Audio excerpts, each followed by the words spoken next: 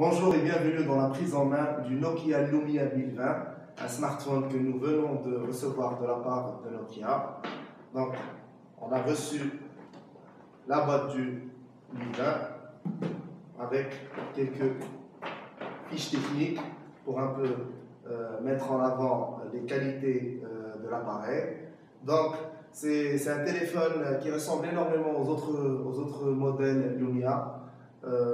Avec sa coque en polycarbonate et ses déclinaisons en couleur.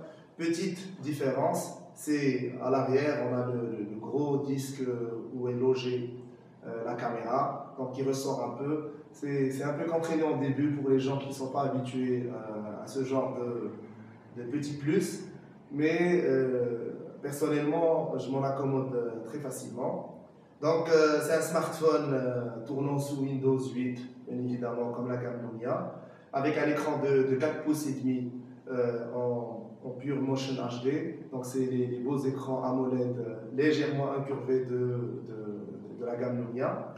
Et on a le fameux microprocesseur Qualcomm Snapdragon S4.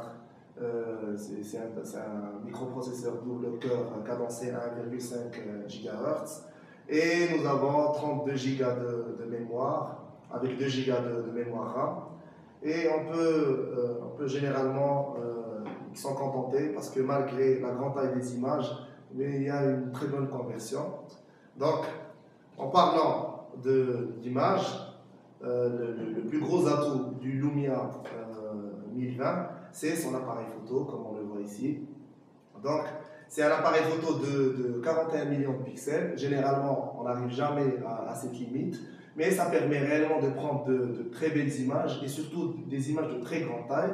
L'avantage d'avoir autant de pixels sur une image, c'est qu'on peut vraiment zoomer. On a un zoom digital dessus. C'est difficile d'embarquer dessus un zoom optique, un vrai zoom optique, mais la grande taille des images permet réellement de zoomer, qui est couplé à un bon stabilisateur d'image, ce qui permet vraiment de ne pas perdre trop de qualité, même lors des zooms.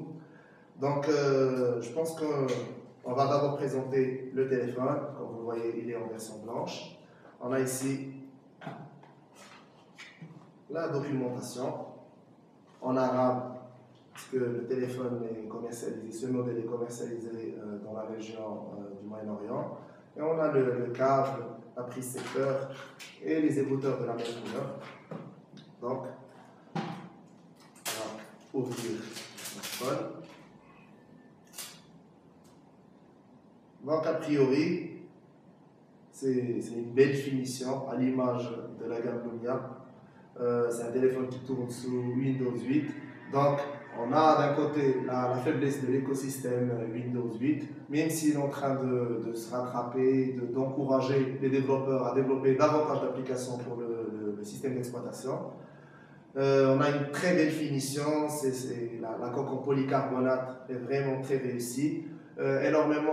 Personnellement, je suis tombé amoureux de la gamme Lumia dès les premiers modèles, malgré, comme je dis, la faiblesse de l'écosystème, mais je maintiens que c'est un très beau téléphone.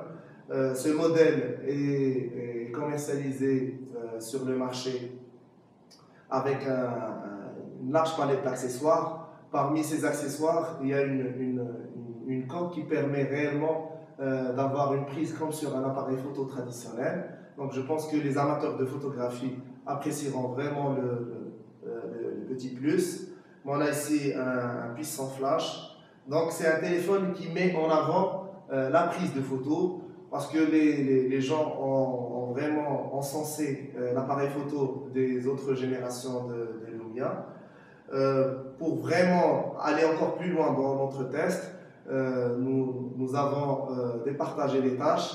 Je me suis occupé de décortiquer le smartphone au niveau technique, au niveau performance, et nous avons collaboré avec un ami et un très bon photographe qui est Zakaria Boukouden, et qui a couvert en grande partie le volet photographie.